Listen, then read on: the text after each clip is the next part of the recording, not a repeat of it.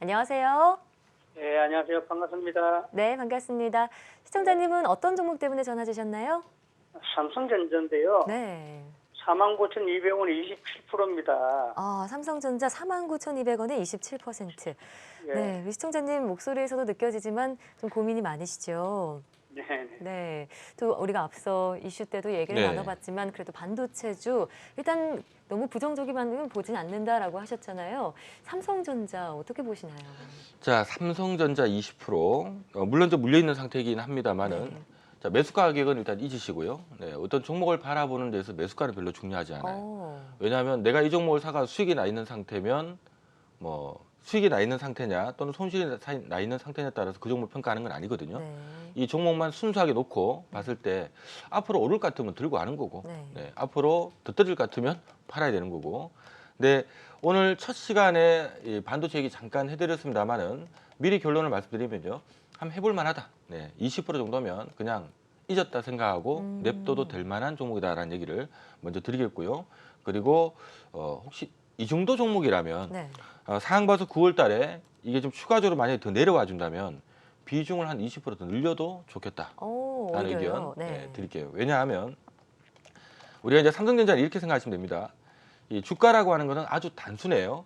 이 삼성전자를 제가 긴 이렇게 그림을 좀 그려놓고 보도록 하겠는데요.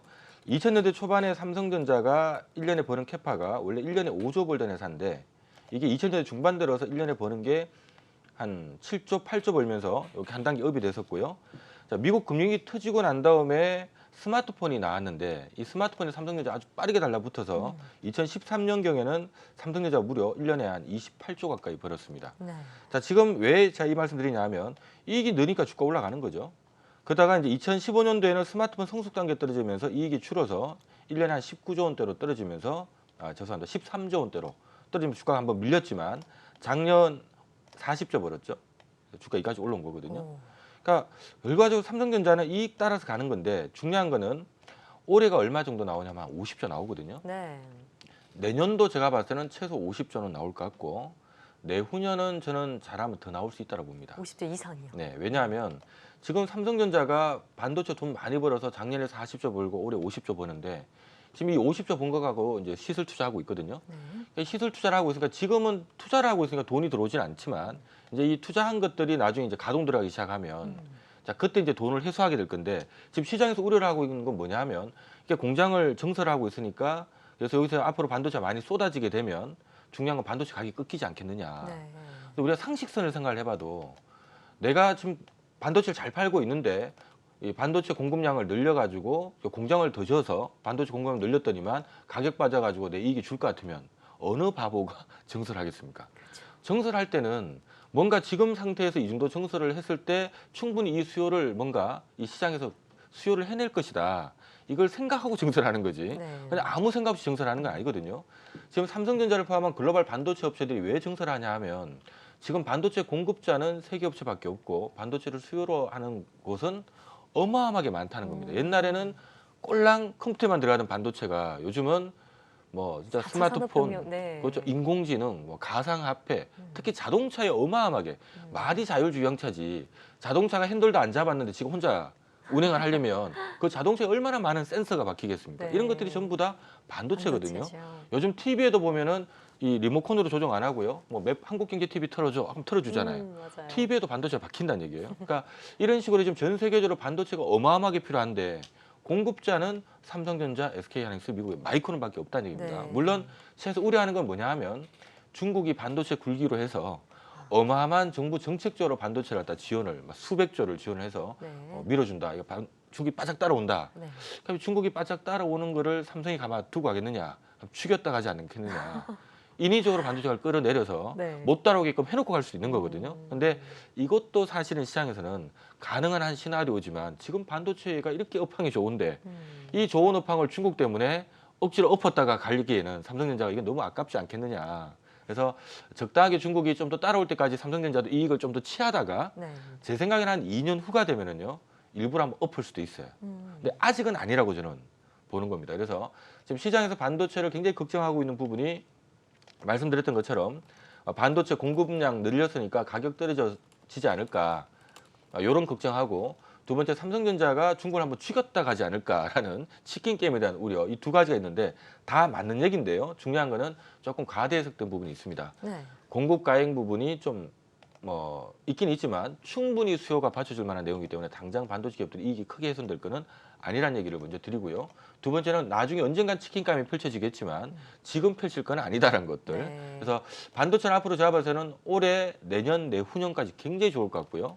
그 이후에는 조금 이제 걱정거리가 생길 수가 있어요. 그래서 당장 뭐 몇 년 이렇게 투자하는 관점이 아니라 지금부터 연말까지 또는 지금부터 네. 내년까지 짧게는 한 4억 원에서 길게는 1년 반 정도만 놓고 본다 하더라도 삼성전자는 고점을 넘길 수도 있는 종목이기 때문에 이걸 뭐 여기서 우리가 걱정할 필요는 없습니다. 20% 정도만 내가 핸들링 한다면 그냥 붙들고 어디 뭐 안전한 자산에 투자했다 생각하시고 그냥 가만 냅두셔도 될 것 같고요. 근데 내가 조금 이 종목에 자신이 있다면 이번에 모건 스탠리 보고서 때문에 주가 내려앉을 때 이걸 찬스로 보고 조금 물량을 조금씩 예를 들어서 지금 한 20% 가지고 계시니까 지금 가격 대비 한 5% 빠지면 한 10%더 사고 또 5% 빠지면 또 10%더 사고 한번 해볼 만한 네.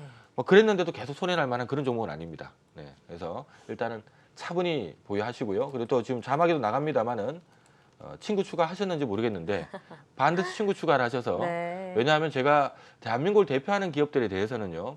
저희 이번에 그 메신저에 들어오셔서 이렇게 친구 추가해 놓으시면 거기 이제 홀짝봐서 증권사관학교 안에 강좌도 있지만 일주일에 한두 강씩 제가 좀 등치 큰 기업들 삼성전자라든가 SK하이닉스라든가 이런 기업들에 대해서는 이게 지금 어떻게 돌아가고 있다라는 거를 제가 강의로 이렇게 올려놓거든요. 네. 그러면 아마 그 강좌만 쭉 들으셔도 지금 대충 시장이 어떻게 흘러가고 있구나. 또 이런 또 대형 기업들은 이게 지금 이번에 위기를 기회로 봐야 되는구나. 이런 것들도 느낄 수 있는 특강을 계속 꾸준하게 올려드리고 있으니까 아마 꼭 친구 맺으셔서 거기서는 삼성전자 얘기는 제가 아마 1, 2주에 한 번씩 꼭 할 거니까 네. 그거 들으면서 차분하게 끌고 나가셔도 될 것 같습니다. 네. 자, 특히나 대형주에 관심 있으신 분들은 홀짝 박사님의 친구 맺기 꼭 한번 신청해 보시고요. 자, 계속해서 전화로 시청자님 만나보겠습니다. 안녕하세요. 안녕하세요. 네, 반갑습니다, 시청자님. 네, 반갑습니다. 네, 홀짝 어떤 홀짝 박사님 친구입니다. 홀짝 박사님도 친구 맺기를 하셨군요. 네네네. 네. 자, 그러면 어떤 종목 궁금해서 전화 주셨나요? 하늘바이오 파마요. 한올 바이오파마 갖고 계시고요. 네, 매수가 30%. 네, 30%에 34,700원이요. 34,700원이요. 네, 자, 홀짝 박사님께서 이 종목의 손실이냐 수익이냐는 중요하지 않다고 하셨죠. 네. 우리 시청자님은 손실을 보고 계시지만 한올 바이오파마 어떻게 굳건하게 보고 계신지 궁금하네요. 버티시면 될 것 같아요. 그렇죠. 제 친구기 그럴 때문에 것 같아요. 드릴 말씀이 어머님 뻘 같은데. 목소리는 젊으신 것 같은데요. 그런가요? 일단은 친구니까 일부러 좋은 얘기를 드리는 건 아니고 냉정하게 말씀드릴게요. 네. 왜냐하면 친구한테는 냉정하게 해야 되니까. 맞아요. 올라갈 것 같으면 들고 있으라고 해야 되고 네. 아닌 것 같으면 빨리 팔아라고 얘기를 해야 될 것 같은데 좀 전에 제가 종목 상담하는 거 들어보셔서 아시겠지만 저는 냉정하게 아닌 건 아니라고 얘기를 하는 편이거든요. 네. 한올 바이오파마는 냉정하게 괜찮아요. 들고 가셔야 되고요. 앞서 얘기했던 것처럼 이것도 지금 한올 바이오파마 바이오잖아요. 바이오고요. 국내 이 제약 바이오 업체들 중에 나름 이 회사가 그래도 약간 신약 파이프라인을 꽤 들고 있는 회사입니다. 네. 그래서 업계에서 요것만 기억하시면 돼요. 제가 지금 보고 있는 화면에 보면 이렇게 현재가입회 왼쪽에 시가총액이 적혀 있습니다. 지금 1조 2,6천억 적혀 있거든요. 네.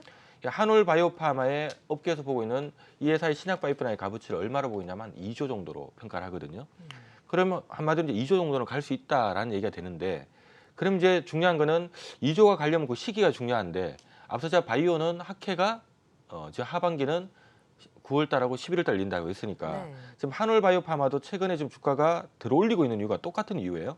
지금 분위기 자체가 학회가 지금 9월 달에 열리니까 9월도 학회가 초도 아니고요. 9월 하순기에 있어요. 네. 24일, 25일에도 있고 또 27일에도 있고 하니까 오, 아직까지 시간이 많이 남았죠. 시간이 많네요. 그 기대감이 지금 살아있다는 겁니다. 네. 그래서 최근에 그것 때문에 올랐던 거고요. 중요한 거는 아직도 시간이 남았으니까 이번에 아마 예전에 이 고점까지 한번 뚫고 가려고 폼을 낼 것 같은데 시기적으로는 제가 봐서는 9월 달 안에 세게 한번 붙을 가능성이 높습니다. 그래서 일단 가만히 보유를 하시는 게 맞고요. 단 여기 이제 올라가면 앞서 뭘 봐야 되냐 하면 업계에서 2조 원 정도를 평가를 하고 있으니까 지금 1조 6천억이니까 이걸 보고 있다가 대충 한 1조 8천억, 1조 9천억 부근에 가면 네. 마음의 준비를 좀 해야 되겠죠.